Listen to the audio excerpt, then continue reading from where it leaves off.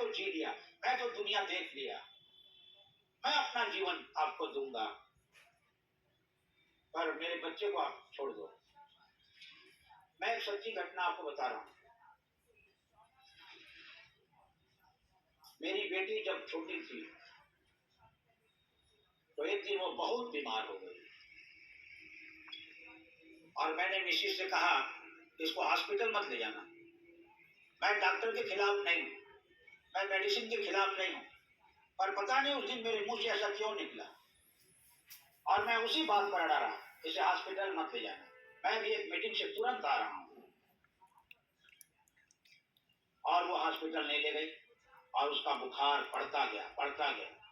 मेरे जो ससुर जी थे, जब उनको ये पता चला कि मैं हॉस्पिटल ले जाने के लिए मना कर दिया हूं, तो वो भी मेरे ऊपर नाराज होने लग गए।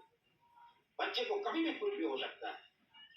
और उसके मस्तक में पट्टी को गीला करके मिसिस ने रखा था और मैं करीब घंटे भर के बाद मीटिंग से रास्ते में आ रहा था और मैंने कहा कि प्रभु, मैं अपनी बेटी को भला चंगा देखना चाहता हूँ, मैं अपनी बेटी को भला चंगा देखना चाहता हूँ। मैं ये रास्ते में गाड़ी चलाते चलाते परमेश्वर से बोल रहा था और मैंने परमेश्वर से ये कहा कि प्राण चाहिए तो मैं अपना दे दूंगा, पर मेरी बेटी को छोड़ देना, उसको चंगा कर देना। मैं अपना प्राण देने के लिए तैयार हूं, पर मेरी बेटी को आप चंगा कर देना। प्राण चाहिए तो मैं देता हूं। ये तक मैंने अपने प्रभु को बोल दिया और जब मैं घर में आके देखा उसकी स्थिति बहुत नाजुक थी और मैं अपने चाचा ससुर के साथ चर्च गया। जब उसकी स्थिति को देखा, अब घुटने पर आकर रो रो कर मैंने प्रार्थना किया कि आप उसे चंगा कर दो। तब एक आवाज आई, मैं तेरी बेटी को चंगा करता हूं, और एक हाथ दिखाई दिया, सफेद रंग का, बहुत बड़ा। ये बातें हुई चर्च में। मैंने कहा यदि आप मेरी बेटी को चंगा कर दिए तो इससे पहले कि मेरे कदम चर्च के बाहर पड़ जाएंगे, कोई ना कोई ये खबर लेकर के आएगा कि वो ठीक हो गई। और ऐसा ही एक जवान परिवार से आया और कहा कि उसका बुखार उतर गया। हालेलुया। तो ये सच्ची घटना थी मेरे जीवन की और मैंने यीशु मसीह से कहा था कि मेरी बेटी को आप ठीक कर दो, प्राण मैं दे दूंगा।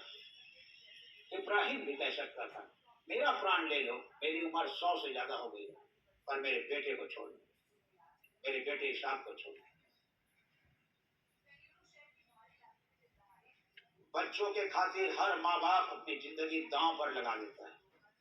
हर बच्चे जो इस आवाज को सुन रहे हैं वो समझ लें, माँ बाप का दिल बहुत बड़ा होता है, वो अपनी कुर्बानी दे देंगे आपके लिए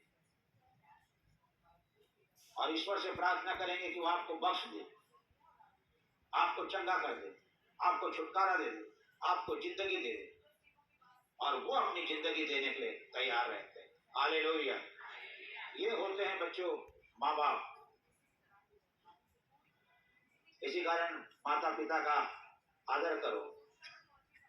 ये बहुत बड़ी आज्ञा नहीं है, छोटी आज्ञा है। हालेलुया। आज हमको उन बातों को मानना है। जो वचन को हम पढ़ रहे हैं, सुन रहे हैं, उसको हमको मानना है। वो कठिन नहीं है, वो बातें कठिन नहीं है, वो सब मानी जा सकती है। और जैसा मत्ती 7 अध्याय में कई बार आपने पढ़ा होगा, 24 पद से, कि जो वचन को सुनता है केवल वो अपने आप को धोखा देता है, पर वचन पर चलने वाले बने। जो वचन को सुनता है और चलता नहीं, वो उस मूर्ख के समान है जिसने अपना घर बालू पर बनाया, रेत पर बनाया। बाढ़ें आई, टकरे लगी और सब कुछ तहस नहस हो गया।